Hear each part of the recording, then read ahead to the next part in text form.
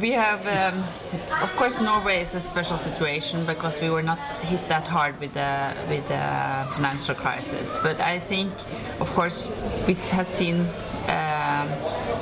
what has hit Europe, the rest of Europe, and I hope that we can come out of this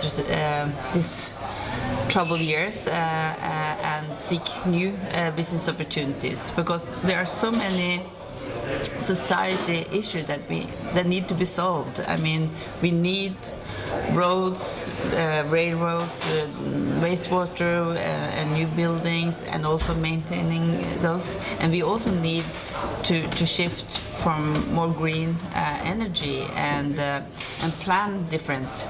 And we cannot. I hope we will not end up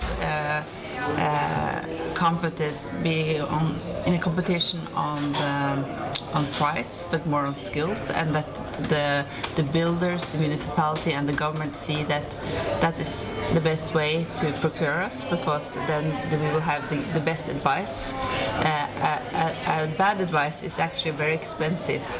It's more expensive than, and I hope that will be a shift. We work a lot with that, with the state builders, and I hope that this new directive also will help, that they started to see the competence that lies in the consulting engineering firms as a good advisor for the society, and actually spending the money more wisely for the future.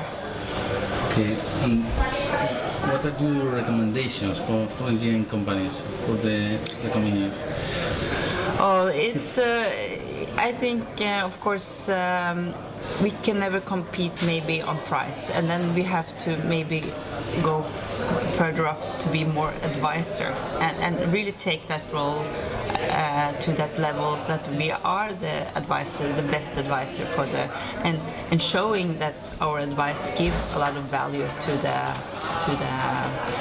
the client. And maybe we'll see a shift between those who are advisor and those who just do the technical calculating and drawings, that there will be two levels of business, that we have this more advisor on a more strategic plan, taking the big strategic grip on the project, and those who just manufacturing, just calculating, and that there will be maybe that you have to see a difference in your group on that. And I guess also that you cannot really rely on one field. You have to put your eggs in different fields, so you are more stable if things change. We see that in Norway now it's very much on road, but buildings are the building industry is more resistant, and if you have everything on buildings, then you have trouble. You have to see different opportunity in different fields.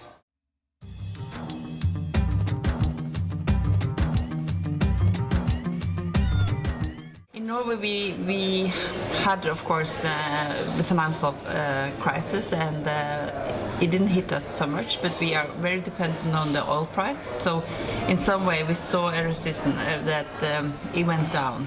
But we have a lot of things that has to be done on our roads and our railway. So there's two areas that will, and we see that they are more and more work there. Also wastewater. We have 400 municipalities, and the wastewater system are really old, hundreds of years and more. The railroad also is actually very old. So there are a lot of new things, and we also see planning, because the planning system is not only about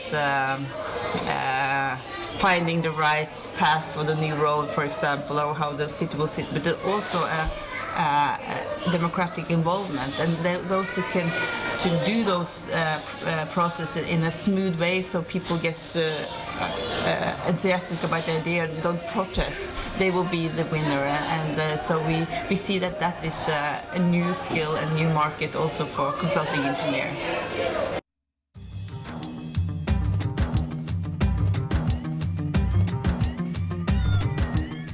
I think if I would give the advice to first of all, the politician doesn't know our industry so well. But if we would give one advice, I think it's how that we have to have skill for the people who procure. Because on our side, you know, the industry, we are ISO standard and we do all these things to be too professional. But on the other side of the table, the people who procure us, they're not always professional. They think, oh, I'll go on price because then nobody will complain. You don't dare to think new, and I think they should standardize it more, that these people have to have a method, and we think best value procurement is a very good method. It's transparent, it gives value, it's easy to understand, and people don't complain. The client is happy, the contractor is happy, and the consulting firms are happy, and everybody is actually earning money, and still we're saving money for the project. So I think we have to do, one way is that making obligatory that everybody who is procuring something for the society, like if it's a school or a building, municipality building or a road or a railway, they have to use this way. And then we will help actually the people, the firms that are qualified. It helps every part of the chain, both the builders, the society, and our industry. So I think that's, if we should focus on one thing, they should focus on that. And there has been a lot of focus on the legislation, but it's just a part. If you don't use the laws the right way, the methods, then you can end up in actually spending the public money in the wrong way, and it's bad for business, but it's also bad for the society.